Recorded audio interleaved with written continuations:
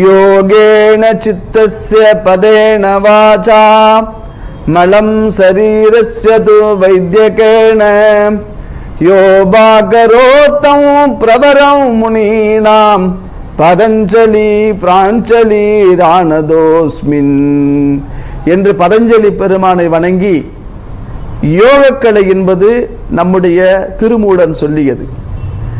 யோகம் என்று சொல்லக்கூடிய இந்த வார்த்தையே ஒரு மங்களமான பொருள்.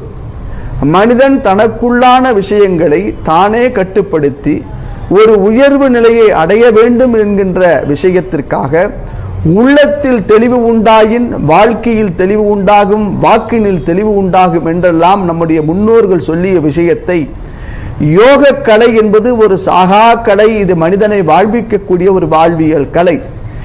இந்த யோக கலையை உலகம் முழுவதும் பரவச் செய்தவர்கள் நம்முடைய தமிழர்கள். தமிழ்நாட்டில் இந்த யோக திருவிழாவை சென்னையில் குளோபல் ஸ்கூல் ஆஃப் யோகா என்கின்ற அமைப்பினர் சிறப்பாக செய்வதற்கு மக்களை ஒருங்கிணைக்கிறார்கள்.